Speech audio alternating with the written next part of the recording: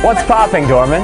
I'm Maya English. And I'm Kyle McIntyre, and we're here to bring you the one and only Dorman News. But before we start off, we'd like to take a slight second to introduce you to all of our new team members.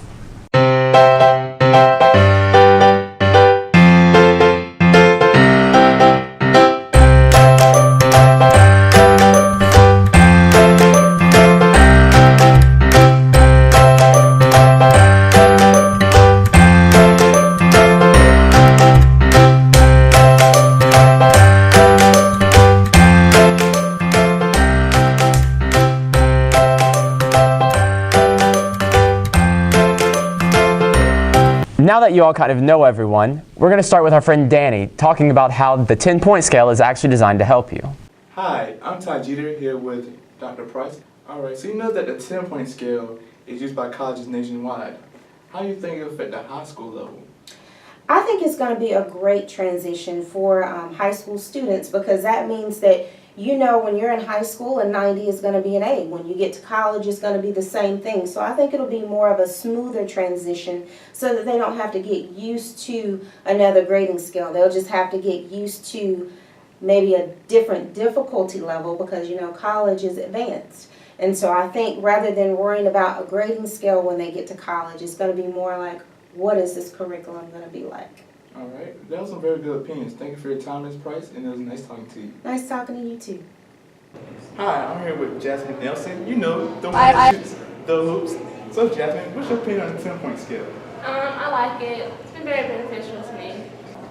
Hi guys, we're here with Maggie Santa Cruz, a sophomore at Dorman High School, and we're here to talk about the 10-point grading scale. So what's your opinion on the 10-point grading scale? It's helped my grades be better.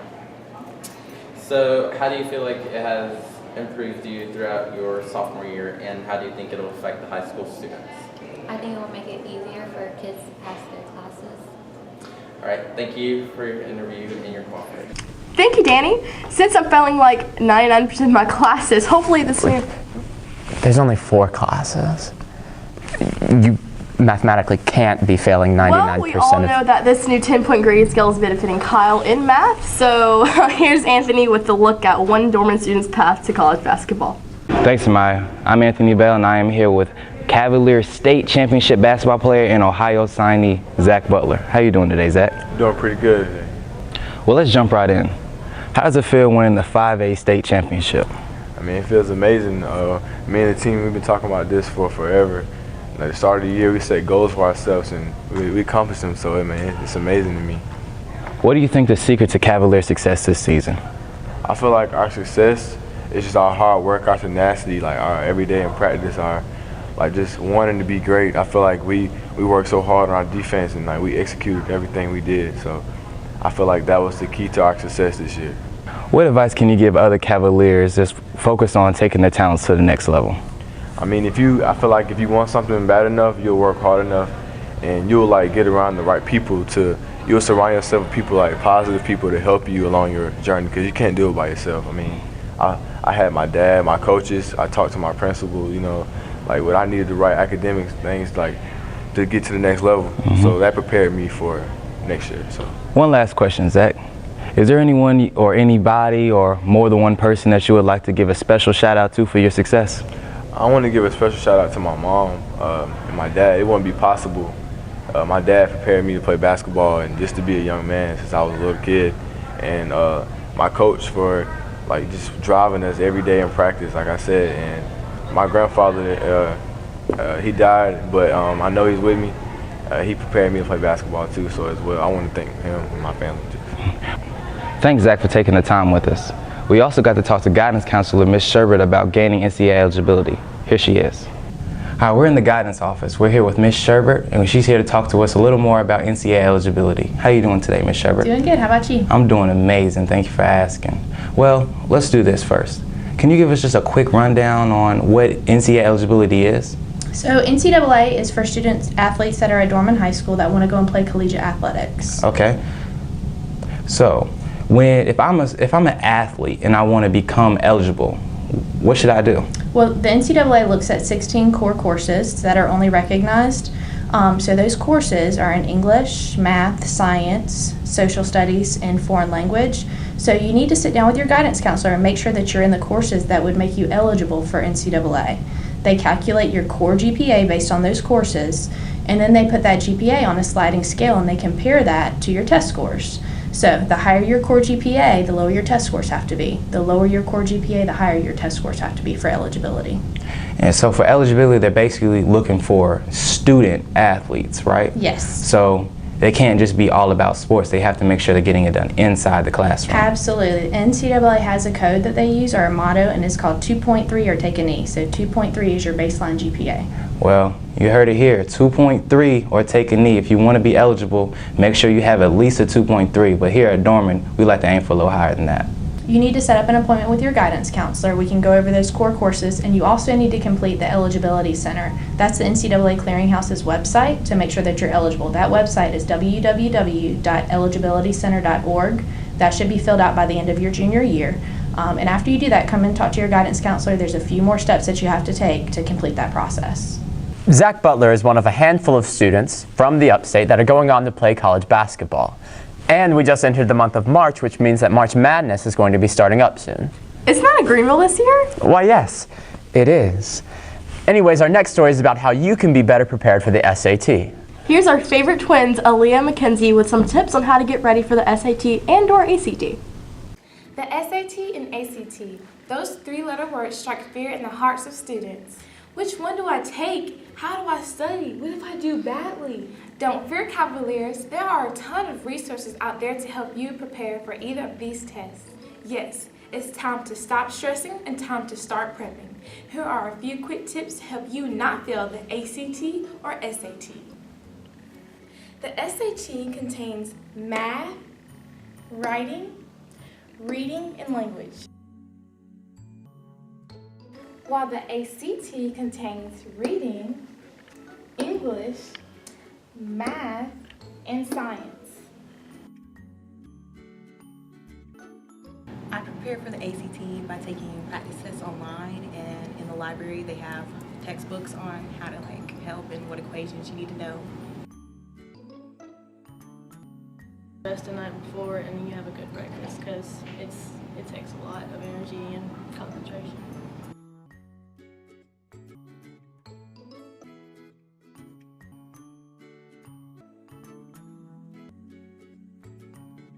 On average, our students go up about 3 composite points, which is just proof and evidence that preparing test prep works, it helps.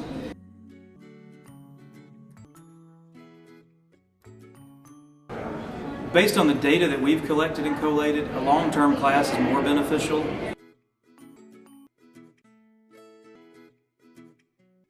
Yeah, my advice is find real test questions. They're all over the internet for free. So why should you care about taking these tests? Do you want to get accepted into Duke, Yale, or Harvard? Well, first, taking these tests can increase your chance to get in your school of interest. Some colleges are test optional, but it won't hurt to submit your scores if you feel confident about them. So even though the ACT or SAT may seem like your worst nightmare, it's very beneficial to your future. I'm Aaliyah Jeter, and I'm Mackenzie Jeter. Good luck! Hey Kyle, doesn't SAT stand for Super Awesome Testing? Actually, it stands for Stop Amaya's Talking. For those of you who don't know, Amaya and I were both on the Dorman News last year. That's right! I was a reporter and Kyle here was on Small Talk. Hey, did you say small talk? Why, yes I did. Here's Gwen and Zach with the newest edition of Small Talk. Welcome to Small Talk, everyone. I'm Gwen Holland. And I'm Zach Urban. This week we'll be talking about Zach's one-act play submission Whitfield to PDA. Not the PDA you're thinking of. It stands for Palmetto Dramatic Association. And here to talk about it, our very own co-host Zach Urban and our co-anchor Kyle McIntyre. Thanks for having us on the show, Gwen. I'm happy to be here. So Zach, tell us a little bit about Whitfield. Whitfield is the story of a young man who is challenged to a duel by the despicable Lord Hartfording. All right, and we mentioned PDA earlier. What is PDA exactly? PDA is a theater competition that was held here at Dorman. Several different schools from across the state would come and bring a one-act show or individual events, and they would compete for different awards. All right, so what did Whitfield win exactly? Whitfield was the only original one act to win a superior rating. It was also one of the top 5 plays in the state.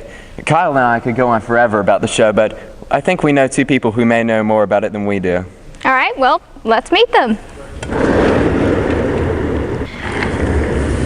Oh, well, welcome to the show, you two. You must be Whitfield, and you must be Lord Hartfording. Okay, it's nice to meet you both. Wait a minute, you guys look familiar. Perhaps, my lady, I have been told that before. Nonsense. No one compares to my beauty. Okay, well, we'll keep this interview simple. So, Whitfield, what do you do for a living? I have been the servant to the Vice Duke of Portshire in Her Majesty's Palace for the past 2 years. And what about you, Lord Hartfording? Oh, as a lord, I primarily sit around my mansion. I like to duel, and I insult my wife frequently. I wish to challenge this rapscallion Whitfield to a gentleman's duel for stealing my wife. But you said you like to insult your wife. Are you insulting my honor, girl? Back down, sir. No. Okay, well...